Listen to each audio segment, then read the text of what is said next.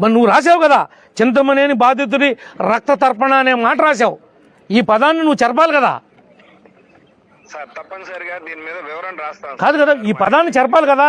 చింతమనేని రక్త తర్పణ కాదు అది, చింతమనేని మీద కావాలని పెట్టినటువంటి ఎలిగేషన్ ఇది దీనిలో వేరే కుట్ర ఉందని, ఆ కుట్ర కోణం ఏముందో బయట తీయాలి కదా. సార్ అది తీసే వరకు నీ ఆఫీస్ వదిలిపెట్టి నేను వెళ్ళను.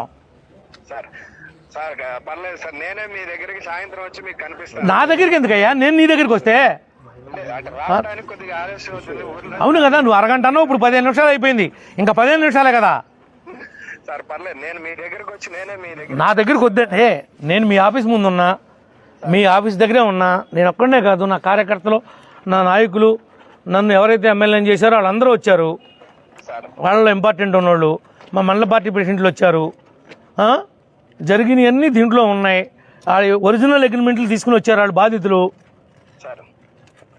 వాళ్ళు ఉన్న గొడవలో నన్ను ఎందుకు లాక్కొచ్చారు?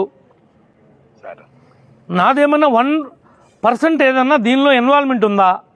1%, 0% ఉన్నవాడిని మీరు తీసుకొచ్చి రక్త తర్పణం పెట్టేశారు. ఈ విషయాలు తేల్చండి.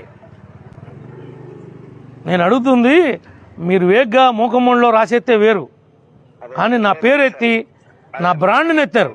దీని మీద స్పష్టంగా మీరు సాటిస్ఫై అయ్యే సరైన వివరణ అనేది తప్పనిసరిగా మాట్లాడి ఇచ్చేస్తాను సార్. మీరు జగన్ మేమేమి మిమ్మల్ని మ్యాన్ హ్యాండిల్ చేసే ఉద్దేశం లేదు మాకు. మీ ఆస్తులను ధ్వంసం చేసే ఉద్దేశం లేదు.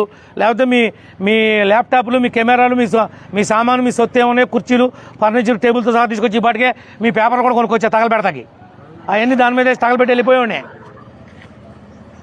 అవన్నీ కూడా తగలబెట్టి వెళ్ళిపోయేవాడిని.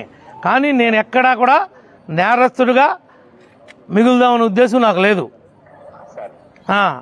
మీకు టీవీ ఉండి మీరు నిలదీయొచ్చాము, నాకేమీ లేకపోయినా నిలదీస్తా. ప్రజాబలంతో నిలదీస్తా. ఎందుకు వచ్చిన మాటలయ్యా? ఎంతమందిని మోసం చేస్తారు?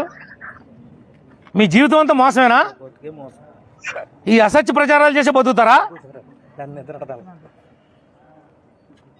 శవాల మీద అది ఏంట్రా మరమరాలు చల్లుతారు, చిల్లర డబ్బులు. ఆ మరమరాలు చిల్లర డబ్బులు వాళ్ళు బతుకులాగా ఉందా మీ బతుకు?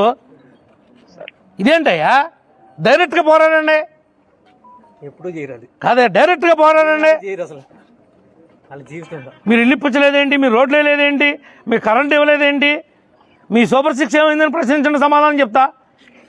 ఈ లుచ్చా, ఈ లపంగి రాజకీయం ఏంటయ్యా?